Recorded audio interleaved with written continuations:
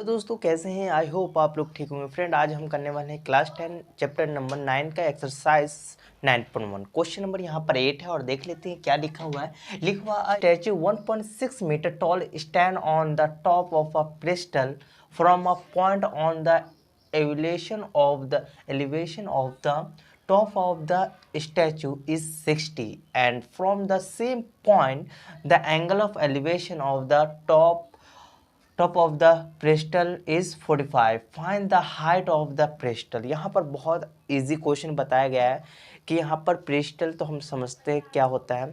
pedestal उसे आप देखेंगे गांव में चबूतरा बोलते हैं। उसके ऊपर क्या है, स्टैचू लगा हुआ है, स्टैचू है ना।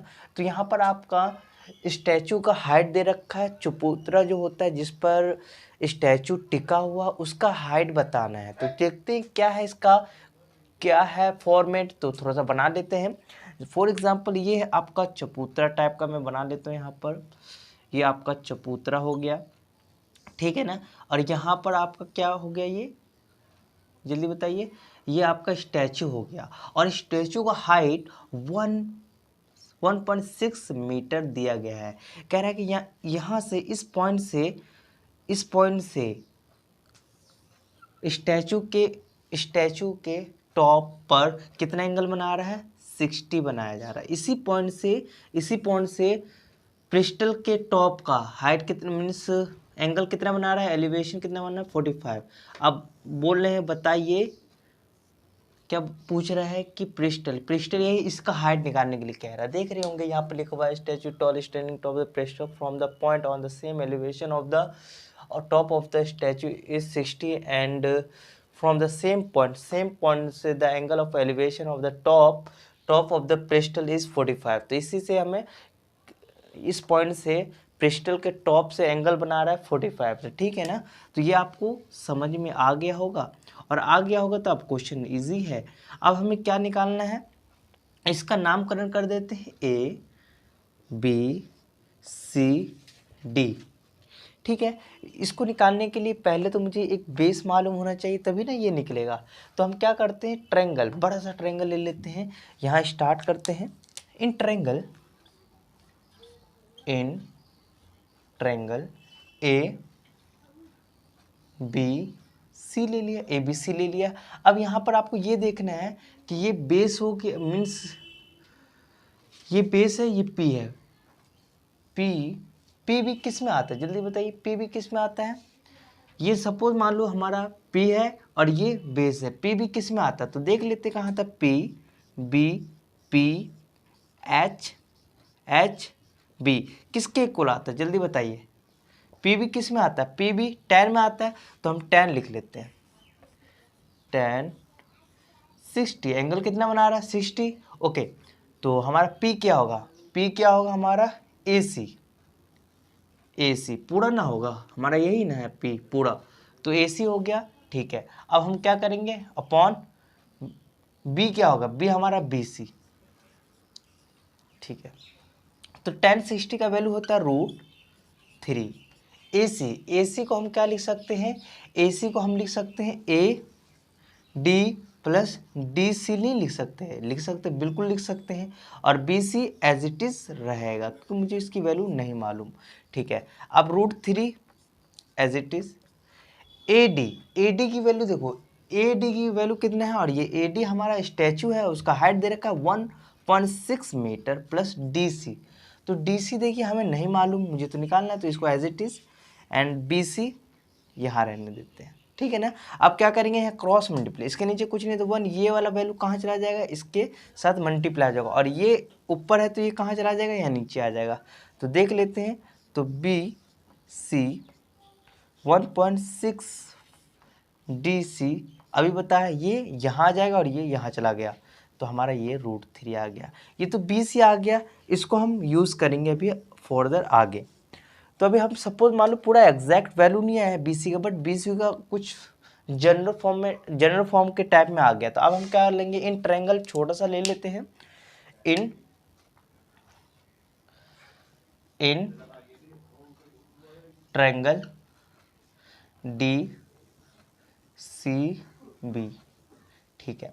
तो तो यहाँ पर 10 वही आएगा 10, बट एंगल यहाँ 45 बना रहा है। ठीक है, ठीक है। तो 45 अब यहाँ पर याद होना चाहिए कि हमें P क्या लेना। P हमारा DC हो गया भाई, DC अपॉन क्या करेंगे, DC अपॉन क्या होगा, BC।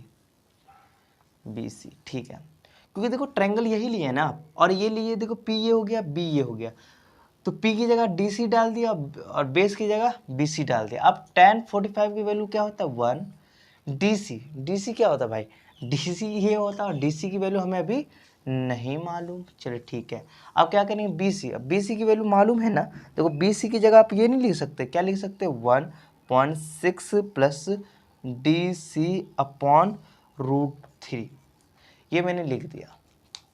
इसको मिटा देते हैं, इसका यूज नहीं है अभी। अब मैं यहाँ क्या कर सकता हूँ, इसको उल्टा रेसिप्रोकल कर देता हूँ, है ना।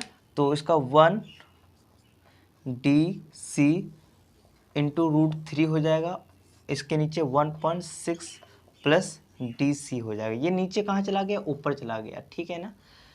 चलिए, तो ये ऊपर चला गया। अब हम क्या करेंगे, आराम से इसको क्रॉस मल्टीप्लिकेशन कर सकते हैं। यहाँ गया तो क्या होगा 1.6 प्लस DC, ठीक है ना। यहाँ चला गया, अब हमारा यहाँ देख लेते हैं DC √3। अब हम क्या करेंगे, DC वाले को एक जगह ले आएंगे, नंबर को एक जगह ले आएंगे। तो देखते हैं नंबर वाला पार्टी को कहाँ ला सकते हैं। ये DC उधर चला जाएगा, तो 1.6 equal to DC √3 minus DC। आपको दिख रहा होगा, इसको इधर ले गया तो ये प्लस में था, दूसरे देश में जाते ही माइनस का हो गया। अब यहाँ हम क्या करने वाले हैं, जल्दी बताइए। यहाँ दोनों में से हम कॉमन ले सकते हैं DC, यस ले सकते हैं, DC कॉमन ले लेंगे तो हमारे पास क्या बचेगा, √3 बचेगा और 1 बचेगा। अब क्या करेंगे, ये DC की वैल्यू चाहिए, DC के साथ कुछ भी इंटू हो रहा होगा तो हम क्या करेंगे, इसको अपॉन में ले आएंगे। कहाँ ले आएंगे, अपॉन में। तो DC यहाँ लिख दूँ एंड 1.6 ये आपका √3 माइनस 1। अब हमेशा आपको याद होना चाहिए कि क्या याद होना चाहिए, रूट वाली चीज़ हमेशा रेशनल, डिनोमिनेटर में रूट वाली प्राणी नहीं दिखना चाहिए। दिखेगा तो क्या करूँगा, रैशनलाइज करेंगे। तो चलते हैं रैशनलाइज, यहाँ पर आपको कर देता हूँ। यहाँ देख लेते हैं DC 1.6, रैशनलाइज करने का नियम क्या होता है, रूट वाला होगा, यहाँ माइनस है तो क्या हो जाएगा, यहाँ तो देखो एज इट इज़ लिखाएगा, ठीक है ना। ऊपर रैशनलाइज करने के लिए सेम चीज़ से ऊपर नीचे करना है, बट साइन चेंज करके। ये माइनस है तो यहाँ पर प्लस आ जाएगा, ठीक है ना, ठीक है। माइनस है तो यहाँ प्लस होता तो यहाँ माइनस होता, बट यहाँ पर ब्रैकेट लगा दीजिए, ठीक है। चलिए, तो इसको सॉल्व कर लेते हैं जल्दी से। तो DC आपका ऐसे ही रहेगा, ये इससे इंटू होगा, मीन्स 1.6 √3 प्लस 1.6। आप क्या करेंगे, ये इससे एक फॉर्मूला यूज हो रहा है, कौन सा दिखाता हूँ, A plus B A minus B ऐसा दिखेगा तो आप लिख सकते हैं A² माइनस B² नहीं लिख सकते बिल्कुल। तो A की वैल्यू यहाँ पर √3 है, उसका स्क्वायर कर दीजिए, कर देते हैं। माइनस 1 का स्क्वायर करना है दोस्त, तो 1 का स्क्वायर कर देते हैं। अब DC as it is 1.6 √3 plus 1.6। अब क्या करेंगे, इसको इससे काट दोगे, मीन्स √3 का स्क्वायर क्या होगा, 3 होगा, माइनस 1। सॉल्व करोगे DC 1.6 √3 प्लस 1.6। अब ये देखो 3 में से 1 जाएगा तो 2, तो ये आपका आंसर आ गया फ्रेंड।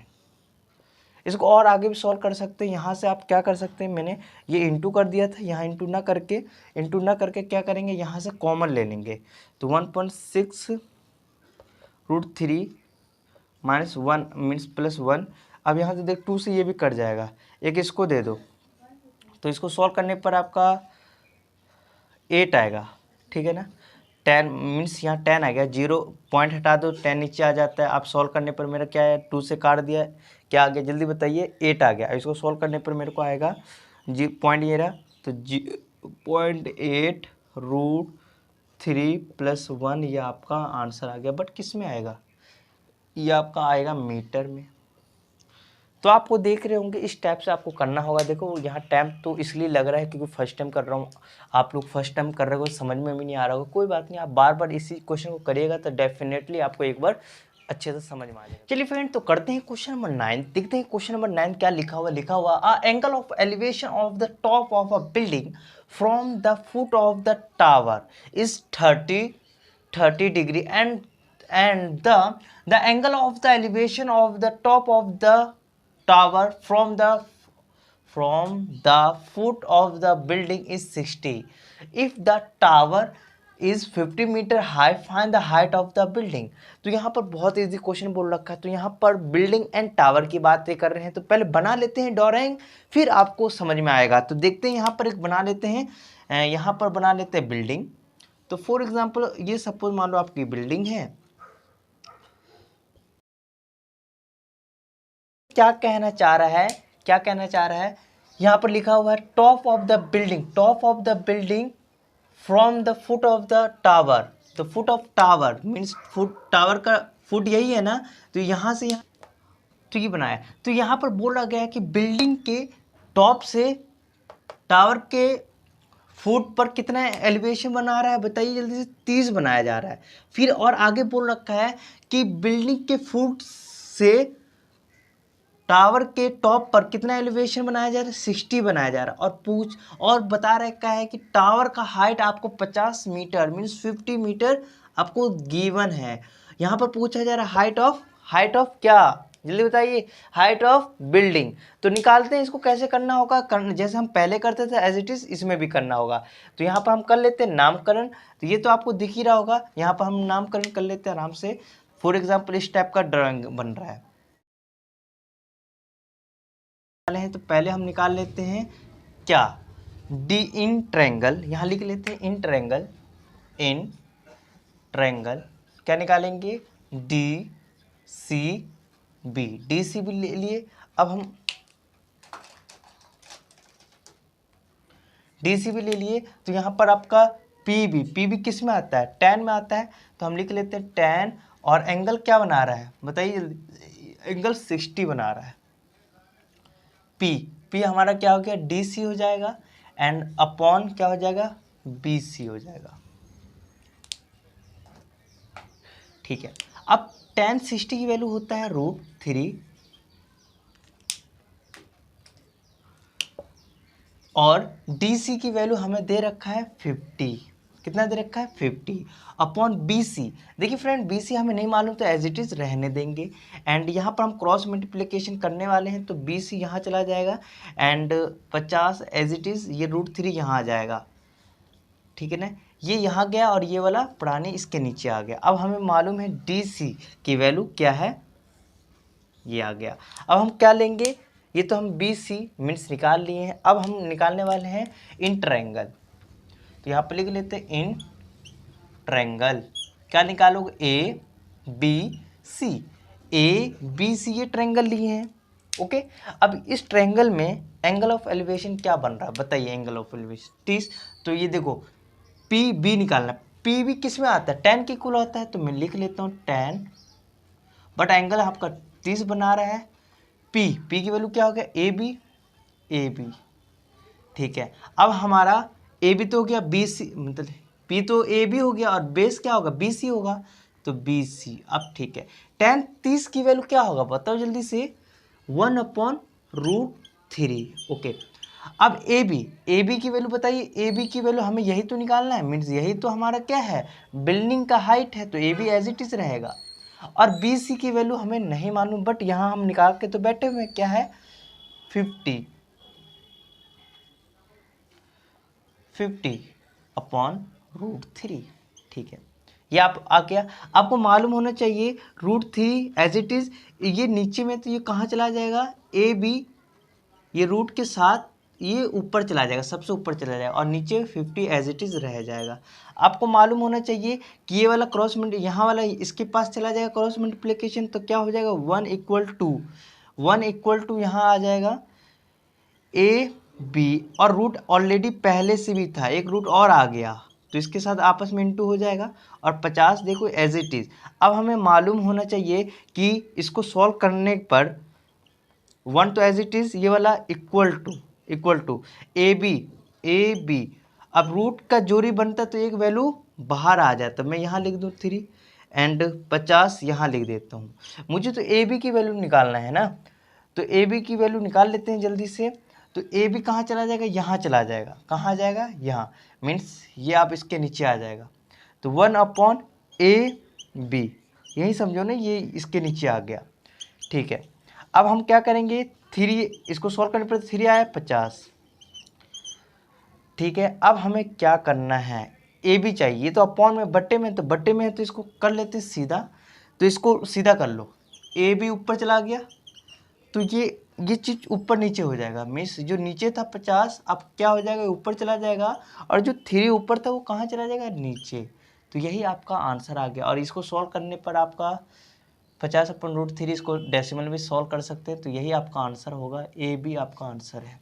ठीक है ना, ए बी। तो देख लेते हैं, चलते हैं क्वेश्चन नंबर 10 करते हैं। क्वेश्चन नंबर 10 क्या है, थोड़ा रीड कर लेते हैं। क्या है, 2 pole of the equal height are standing opposite each other on either side of the road which is 80 meter wide from a point between them on the road.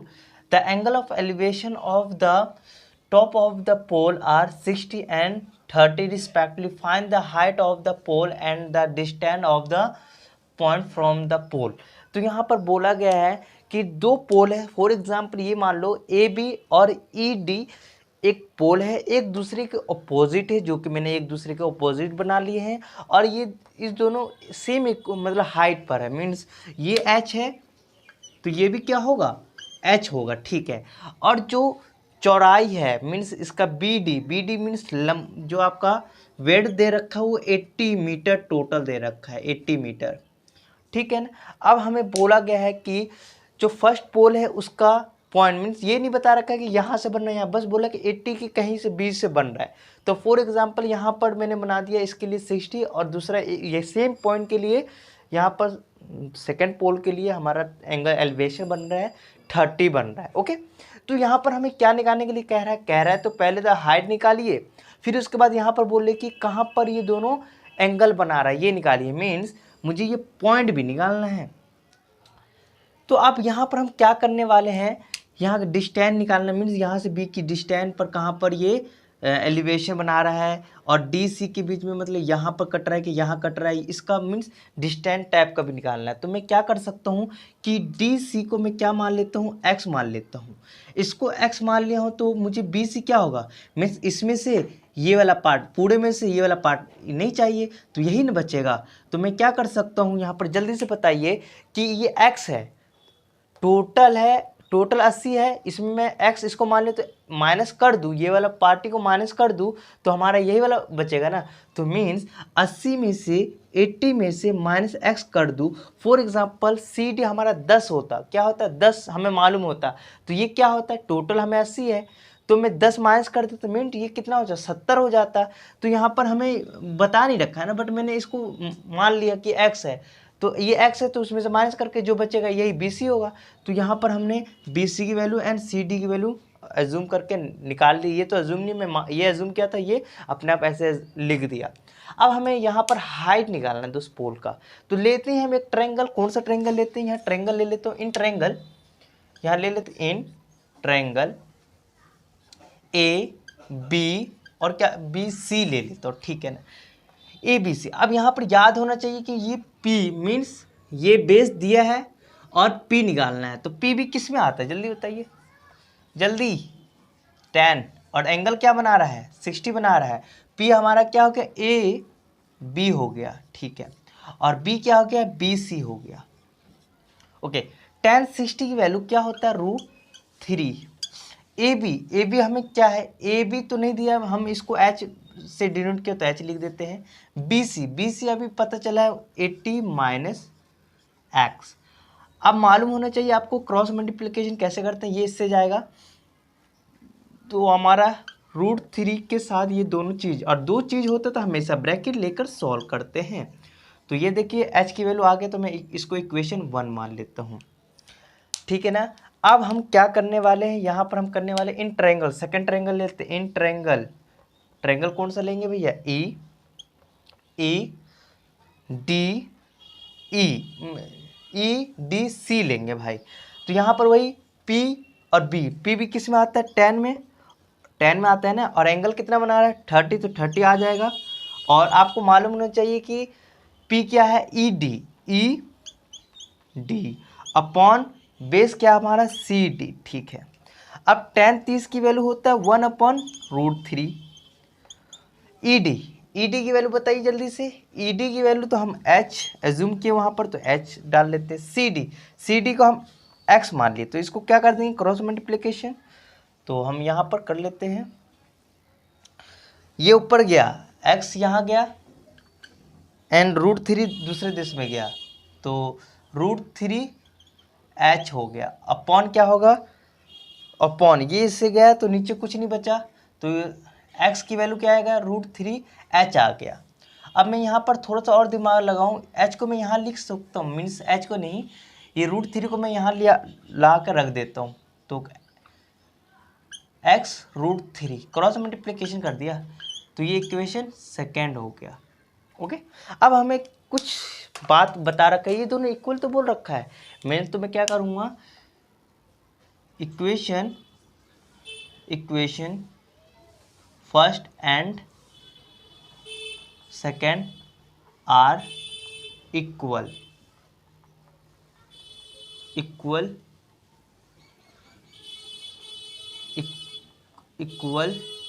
Value h for each other means ये दोनों h की value same है, तो मैं दोनों h की value मैं same कर सकता हूँ। यहाँ से देखो, ये देखो, इसको मैं x का x रख देता हूँ, √3 एज इट इज़ रहने देता हूँ, h ये एज इट इज़ लिख रहा हूँ। यहाँ सपोज मान लो ये इक्वेशन सेकंड लिख दिया, अब x को x रहने देता हूँ। यहाँ पर देख लीजिए, बहुत इजी बता रहा हूँ।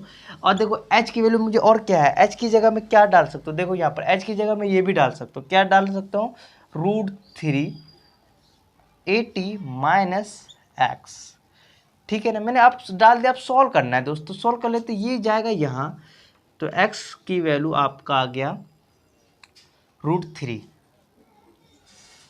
आगे जल्दी से बताइए, मीन्स ये इससे गया तो √3 के साथ इंटू हो जाएगा 3, फिर 80 - x हो जाएगा। अब यहाँ पर देख लेते हैं, इसको सॉल्व, रूट के अंदर का नियम पता ही होगा, रूट के अंदर जोड़ी बनते ही एक वैल्यू बाहर आ जाता है, 80 - x। अब यहाँ x को तो x ही रहने दीजिए कि ये इससे इंटू होगा, तो 24 है ना, -3x हो जाएगा। ये इधर आते ही क्या हो जाएगा, थोड़ा सा और बता देता हूँ, ये माइनस इधर आते ही तो x + 3x = 2460 हो जाएगा। अब इसको सॉल्व करेंगे, फर्दर सॉल्व कर 24 आ जाएगा।